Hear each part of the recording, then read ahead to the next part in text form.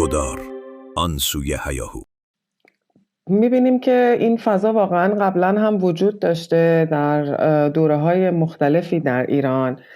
در حال حاضر ولی ما با ابزارهای جدیدی برای شکل‌گیری این فضا هم مواجه شدیم. رسانه و فضای مجازی.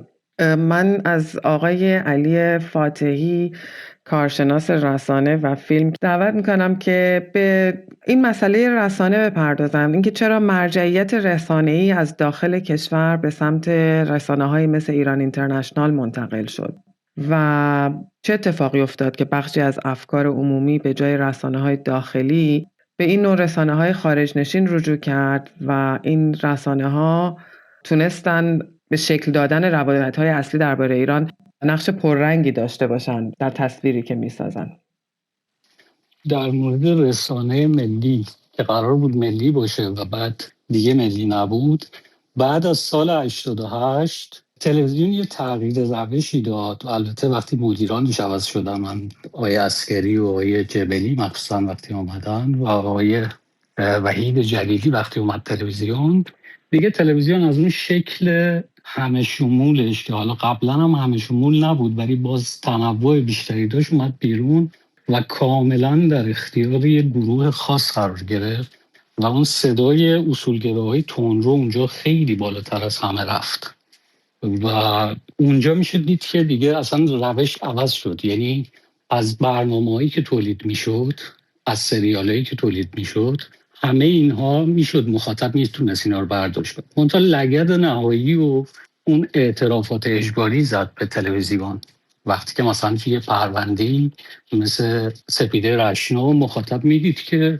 اون چیزی که تو جامعه داره تجربه میکنه کاملا تلویزیون داره وارونه اونو نشون میده، دیگه کاملا اعتمادش سلب شد از تلویزیون و مهاجرت کرد. و این مهاجرت هم تو سه شکل بود. یعنی در بخش فیلم و سریالش رفت سمت تلویزیون جم، بخش سرگرمیش رفت سمت تلویزیون من و تو و بخش خبرش هم اومد خارج از ایران و بیشتر رفت سمت اینترنشنال. که حالا در مورد اون تلویزیون من و تو و جم و اون آسیبایی که بعداً زدن میشه اونا رو مفصل‌تر در موردش حرف زد، اما در بخش خبرش اینترنشنال اومدن بیشتر اونجا. اینجا اینترنشنال از چند تا ابزار استفاده کرد که یکیش 24 ساعته بودنش بود. خود این 24 ساعته بودن خیلی کمک میکنه برای اینکه مخاطب رو نگه داریم، به خاطر اینکه مخاطب دوست داره که تو لحظه بحرانی مطلع باشه و این تلویزیون این فرصت رو درست میکنه. یعنی شما هر لحظه میتونین تلویزیون روشن کنین و اون داره خبر رو میگه، ولی ایرادش اینه که دیگه فرصت مقایسه رو میگیره. یعنی دیگه مخاطب عادت میکنه به اون فضا و فقط همونجا رو دنبال میکنه. نکته دومش اینه که از ادبیات محاوره‌ای استفاده میکنه تلویزیون اینترنشنال. یعنی از مجری تا کارشناسش از ادبیاتی استفاده میکنن که مخاطب اگر توی خیابون و تاکسی هم سوار بشه همون ادبیات رو میشنوه و این ادبیات محاوره‌ای هم یه فاصله بین مجری و مخاطب رو از بین میبره و هم نکته منفیش اینه که یه فضای دوگانه درست میکنه. یعنی یه ماهودیگری درست میکنه، یه سیاه و سفید درست میکنه که فهم رو خیلی ساده میکنه اما خیلی ناقصش میکنه. یعنی شما برخلاف تلویزیون‌های خبری دیگه که سعی میکنن یه سری اخبار رو وقتی دارن دنبال میکنن اولا با زبان خشک و از چند زاویه بهش نگاه کنن و با کارشناسای مختلفش نگاه کنن و خود این خیلی قضیه رو مبهم میکنه برای مخاطب، اینجا از یه ادبیات ساده سیاه و سفید استفاده میکنه و از اون ابزار زیبایی شناسی هم استفاده میکنن. یعنی از اون دکور خیلی که حرفه‌ای به نظر میاد و حرفه‌ای هم هست و پوشش مجری، نوع لباسایی که استفاده میکنن، یه فاصله بین مرز خبر و سرگرمی شکونده. یعنی نمیتونیم بگی که خیلی فضا خشک خبریه یا خیلی فضا سرگرمیه، توی فاصله این بازی میکنه و خب اینم برای مخاطب میتونه جذاب باشه. اما خب همه اینایی که استفاده میکنه در راستای چی داره استفاده میشه؟ من اگر که اجازه بدی این بخشش برام مهمتره که اینو در راستای چی داره استفاده میکنه از این مخاطبی که جذب کرده. بعد از جنبش زن زندگی آزادی، وقتی که تلویزیون من تو متوقف شد، تلویزیون اینترنشنال هم یه تغییر جهت خیلی معناداری داشت و رفت رو همون خطی که تلویزیون من تو داشت کار میکرد. من تو بیشتر روی بازسازی چهره خاندان پهلوی کار میکرد و اسرائیل، و اینترنشنال هم بعد از این که من تو متوقف شد دقیقا رفت رو همون خط وایساد. از اینجا به بعدش اون وقت یه الگویی داره که این الگوش از یه طرف ایران رو تو منطقه به عنوان یه عامل بی‌ثبات کننده معرفی میکنه و از یه طرف دیگه داره اسرائیل رو یه قدرت نظامی اطلاعاتی خیلی برجسته معرفی میکنه. خبرایی هم که کار میکنن همینه، یعنی در خبرش یه جوری کار میکنه که حکومت ایران هر روز ضعیفتره و فشار بین المللی روش خیلی زیاده و داره هر روز داره منزوی تر میشه. این سیر خبر و تکرارش یه برداشتی بر مخاطب میسازه که نشون میده که توازن قوا به ضرر جمهوری اسلامیه و سیستم منتظر یه ضربه‌ایه که ضربه نهایی به قول خودشون که از بین بره. یه فاصله ای هم بین حکومت و ایران میخواد درست کنه که اینو از جام جهانی 2022 هم میشد دیدش دیگه، از اونجایی که تیم ملی دیگه تیم ملی ایران نبود، این تعریف کردن که تیم ملی جمهوری اسلامی، به خاطر اینکه حالا مثلا بازیکنایی که تو تیم ملی بودن توی جنبش زن زندگی آزادی واکنش نشون ندادن یا خیلی کمرنگ واکنش نشون دادن. البته بماند که پر سر و صداترین بازیکن اون دوره که از جنبش زن زندگی آزادی هم خیلی دفاع کرد وریا غفوری بود، به خاطر اینکه توی این جریان از پهلوی حمایت نکرده الان مغزود. از اونجا سعی کردن که جمهوری اسلامی رو جدا کنن و انقدر اینو تکرار کردن که این تبدیل شد به یه پیش‌فرض.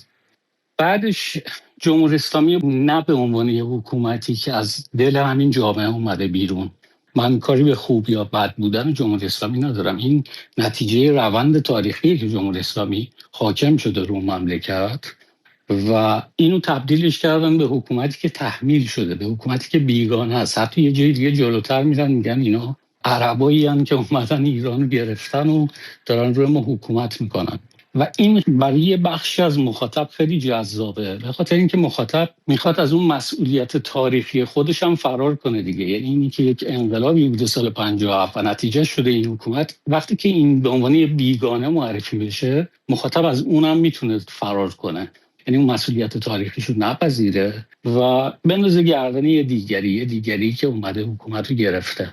همزمان با اینا اون نوستالژی دوره پهلوی داره کار میکنه و ازش یه دوران مطلوبی میسازه و تیتر اخباری که در مورد امروز داره منتشر میکنه، حتی تو روزهای عادی، از مهاجرت نخبگان، تصادف‌های شهری، کشته شدگان در تصادفات و همه این خبرهایی که تو روزهای معمولی داره میگه، از وضعیت امروز یه وضعیت بنبست درست میکنه و بعد در کنارش میاد یه آینده مبهم تک مسیره هم معرفی میکنه دیگه. یعنی تو ذهن مخاطب اینو میسازه که یه گذشته مطلوبی بوده و الان هم یه راه حلی هست که برگردیم به همون گذشته مطلوبی که این تلویزیون داره هی پشت سر هم میگه. اینجا اون وقت این گزینه آلترناتیو پهلوی هم اینجا مطرح میشه. این منطقه توی اعتراضات 404 هم داره دیگه. از روز 11 اعتراضات یه دفعه از 16 تا 23 وقتی تیترار نگاه کنی شروع میکنه این اعتراضات رو وصل میکنه به فراخوان رضا پهلوی. از یه عبارتایی استفاده میکنه مثل درباره فراخوان، با دعوت پهلوی، پاسخ مردم به فراخوان و اینا هی تکرار میشه. انقلاب ملی ایرانیان، خیزش ملی و تکرار اینا کم کم مخاطب میرسونه به این که اصلا اعتراضاتی که ریشش اقتصادی بوده و اینا همه میره کنار و همه اینا وصل میشه به فراخوانی که پهلوی داره میده.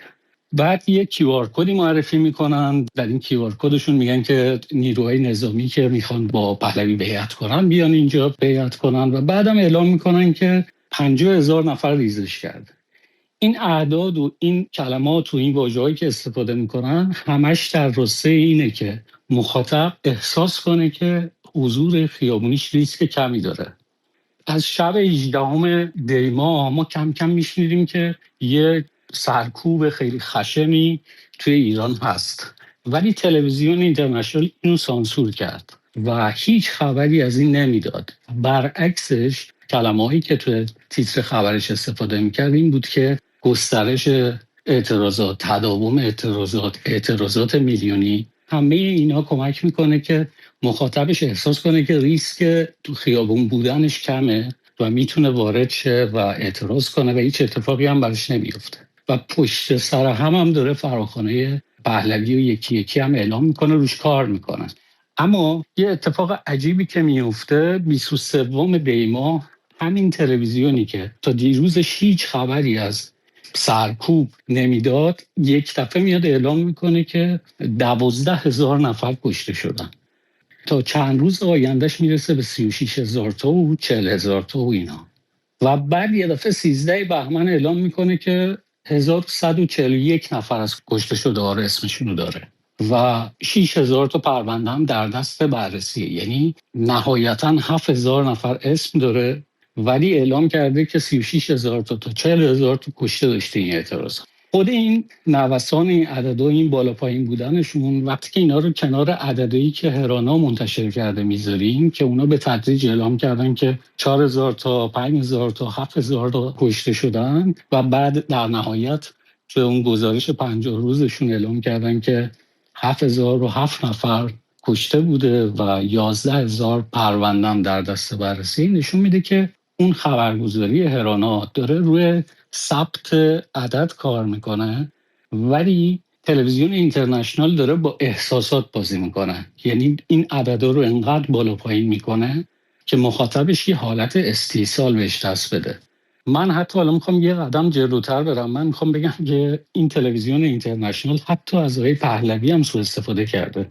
تمام این پروژه رو اینجوری بنا کرده که این مخاطبی که تا دیروز فکر میکرد که این حکومت با یه ضربه از بین میره، حالا به این نتیجه میرسه که هیچ راهی نداره که این حکومت از بین بره، مستعصل و مایوس توی خونه نشسته. و وقتی این اعداد رو میشنوه میفهمه که چقدر سرکوب خشنی بوده و چقدر هزینه داره و اصلا هیچ راه مقابله‌ای با این حکومت نیست. دقیقاً تو این لحظه است که تلویزیون یواش یواش شروع میکنه به اعلام کردن اینی که تنها راه نجات از این بنبستی که الان توش گیر کردیم مداخله خارجیه، عملیات بشردوستانه است، جنگه.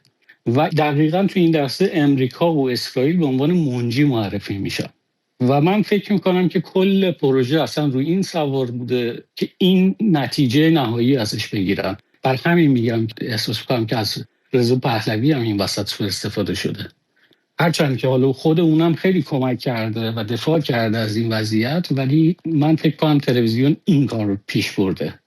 چیزی که میگن اینه که این پروژه عبور از جمهوری اسلامی به هر قیمتی و اینجا معرفی میکنن و خب مخاطبی هم که دچار یأس و استیصاله اینو میپذیره، مشارکت نمیکنه. هرچند که یه بخشی از این دیاسپورای ایرانی خارج از کشور مشارکت فعال هم کرد، ولی مخاطبی که در ایرانه بی‌حس میشه نسبت به این حمله خارجی، از این هجومی که قراره به کشور بشه.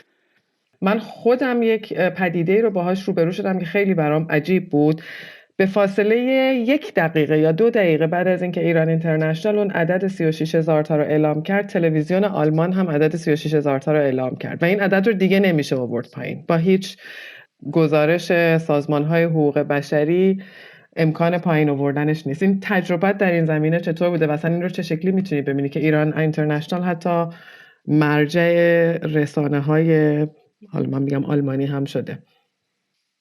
آره، این دیروز هم حتی اتفاق افتاد. پهلوی هم یه جایی صحبت میکرد گفت 40,000 تا. یعنی حتی وقتی خود اینترنشنال هم عددش رو آورد پایین تر، ولی دیگه اون عدد دیگه جا افتاده. و من دیدم یه نفر امریکایی به امریکا از یکی از این تجمعات سلطنت طلبا یه گزارشی گرفته بود، بعد باشون مصاحبه میکرد، عدد از 40,000 تا 90,000 تا میگفتن و اصلا دیگه حتی به این فکر نمی‌کردن که این چقدر عدد بزرگیه.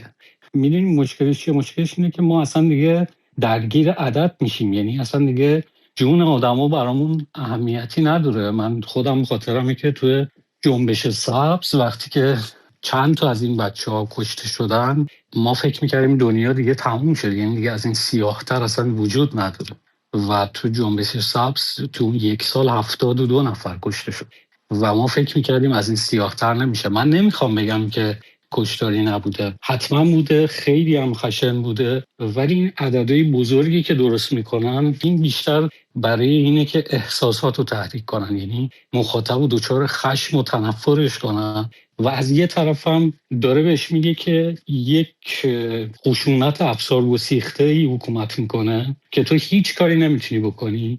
یه تنها آلترناتیو هم براش معرفی کرده، اون تنها آلترناتیو هم نتونست هیچ کاری بکنه.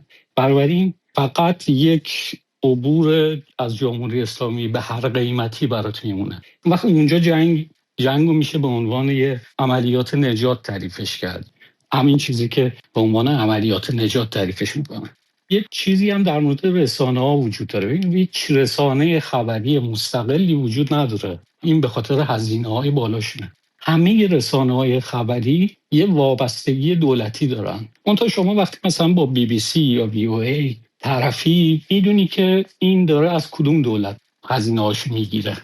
ولی وقتی یه تلویزیونی نمیگه از کجا داره میگیره و اصرار داره که به صورت مستقل داره کار میکنه، اینو باید ردگیری کرد، ببینیم که خب این هدفی که در نهایت میخواد بهش برسه به نفع کجاست. اونجوری اون وقت میشه فهمید که داره هزینه‌هاش از کجا میگیره و اون وقت اهداف کجا رو داره تبلیغ میکنه براش. من فکر میکنم که از 1401 کاملا اینترنشنال رفته به سمت منافع دولت اسرائیل. این نشانه هاشو شما توی 401 هم میدیدین، یعنی توی زن زندگی آزادی ما میدیدیم که یه دفعه صحبت از کانونای شورشی میشد و بعد فراخوان میدادن، بعد یه کانونایی که مثلا نمیدونستیم چیان و اصلا کجا بودن و بعدم معلوم نشد اصلا چی شدن. در مورد جنگ هم همینه، وقتی که اون وقت جامعه مستاصل شد و جنگ شد، اون وقت تنها راه نجاتش ما با وضعیت خشن جنگ روبرو میشیم دیگه. یعنی آپارتمانی که بهش موشک میخوره، ساختمونی که خراب میشه، آدمایی که کشته میشن که نظامی نیستن، چون این جنگ اولش تعریف شده که جنگ علیه جمهوری اسلامیه و داره اهداف نظامی جمهوری اسلامی رو میزنه و یک دفعه 168 بچه کشته میشه و اون وقت باید اینو توجیهش کرد. بر همین اون وقت یه اتفاق عجیب غریبی هم میفته دیگه. اول که اینجوری توجیه میکنن که این ساختمان‌ها یه جلسه محرمانه امنیتی برگزار می‌شده، بر همین اون ساختمون زده شده. بعد در مورد مدرسه میگن که اصلا خود جمهوری اسلامی زده، یعنی اینو زده که اون موشکشون رو اشتباهی زدن به اونجا، یا حتی بعضی میگن تعمدی. مخاطب از خودش نمیپرسه که خب پس من چرا در مورد هواپیمای اوکراینی با فرض اینی که جمهوری اسلامی خودش زده، چرا در مورد هواپیمای اوکراینی من قلبم شکست ولی در مورد این مدرسه قلبم نمیشکنه؟ این به خاطر اینی که تو این شبکه، باز من خودم این توی برنامه دیدم تو اینترنشنال، که یه فاصله ای انداخته بود بین قربانیانی که تو این 2 ماه تو این 3 ماه کشته شدن، بین اونایی که در دیماه کشته شده بودن اونا از ما بودند و اونایی که بعداً در جنگ کشته شدن اونا وابستگان به حکومت بودن. و بعد اینو مقایسه میکرد که در 2 روز 40,000 نفر کشته شد و اینجا در 1 هفته 500 نفر. انگار این وسط تنها چیزی که اهمیت نداره جون ایرانیایی که داره کشته میشه. در مورد خونه ها هم همینجوری بود دیگه، یعنی برای اینکه یه پایگاه بسیج زده بشه توی نارمک، 3 تا آپارتمان کلا نابود میشه و کلی اونجا آدم خسارت میبینه و کشته میشه و زخمی میشه، ولی بعد باز همینجوری توجیه میکنن که اونجا یک محل نظامی بوده که زده شده. بعد به صنایع هم میرسه، یعنی از فولاد و پتروشیمی و داروسازی و نفت و گاز و همه هر چی میزنن میگن زیرساختای جمهوری اسلامیه و اینو هی سعی میکنن توجیه کردن. حتی کار به یه جایی رسید که تو همون روزی که پل کرجو زدن، همین لحظه‌ای که خبر اعلام شد که پل کرجو زدن، مجری خبر گفتش که این پلی بوده که ازش استفاده میکردن من اینکه ادوات نظامی رو ببرن، پلی که هنوز افتتاح نشده. ولی میگه دیگه وقتی این شایعه رو پرت میکنه تو جامعه دیگه جمع کردنش خیلی دشوار میشه. کار اشتباه هم این وسط جمهوری اسلامی کرده که اینترنت رو قطع کرده، یعنی مخاطبی که دسترسی به خبر نداره رو محدودش کردی. قبلا اعتمادش رو از صدا و سیما گرفتی و هیچ اعتمادی به اونجا نداره. رسانه‌های داخلیت هم کلاً وابسته به حکومت میدونه. تنها جایی که میتونست خودش خبر رو دنبال کنه رو هم ازش گرفتی که اینترنته و مخاطب تو گذاشتی با یه تلویزیون ماهواره‌ای که بدون محدودیت داره همینجوری شایعه رو پرت میکنه تو جامعه. هزینهش میشه اینی که اینا میشه اون وقت زیر ساختای جمهوری اسلامی که اصلا یعنی با تعریف این تلویزیون این ساختار جمهوری اسلامی اصلا باید زده بشه برای اینکه ما نجات پیدا کنیم از این حکومتی که 40,000 نفرمون رو میتونه تو 2 روز بکشه.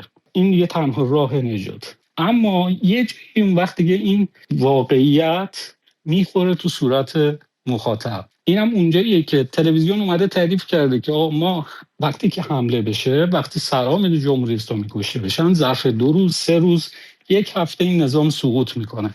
خب 3 هفته از جنگ میگذره و سقوط نمیکنه و مخاطب اینو داره میبینه که سقوط نکرده. از اون طرف داره میبینه که این ساختمونا و این چیزایی که زیر ساخته و تأثیر مستقیم تو زندگی روزمرهش میذاره اینو داره همه از بین میره و معترض میشه. تلویزیون اون وقت اینجا میاد چرخشی میکنه و همون آدمایی که تا دیروز داشتن میگفتن که این زیر ساخت نظامیه یه دفعه میشن دلسوز و بعد میان اینو تعریف میکنن که تمام زیرساختای ایران داره از بین میره و تنها راه اینه که جمهوری اسلامی تسلیم بشه. یعنی همه چیز توی یه چارچوبی داره میچرخه، فقط روایتش هی تغییر میده و سعی میکنه که همونو در راستای اهداف همون دولت اسرائیل ببره جلو. و حتی مثلا در مورد کارهای راهبردی مثلا تنگه هرمز اصلا مسخره میکردن، گفتن اصلا توان اینو نداره. خب مخاطب میبینه که توانشو داشت و بست و دنیا هم داره سعی میکنه باشون به یه توافقی برسه که این تنگه رو باز کنه. یا در مورد موشک‌ها میگفتن آب گرم کنه. خب بعد مخاطب میبینه که این نه تنها مثلا از بین نرفته، همچنان داره در طول این 3-4 هفته همچنان داره کار میکنه. و بعد یه دفعه اون پروژه شهرهای موشکی تلویزیون مطرح میشه. یعنی یه دفعه اینا از موضع فعال محیط زیست وارد میشن و میگن آقا تمام این بحران آبی که بوده به خاطر این شهرهای موشکیه که این ساختن. یعنی همینجوری هی روایتشون تغییر میدن بسته به اون چیزی که مخاطب ازشون میخواد، ولی در یک راستای کلی داره کار میکنه. وقتی که مخاطب یه رسانه رو دنبال میکنه کم کم دچار توهم رسانه‌ای میشه. اون وقت میشه یکی از اتاقای پارلمان سوئد رو به عنوان پارلمان سوئد معرفی کرد. میشه یه جمعیت 100 نفره رو به عنوان 50,000 نفر معرفی کرد. یعنی میشه همینجوری هی عددا رو بازی کرد در کادری که میبینیم.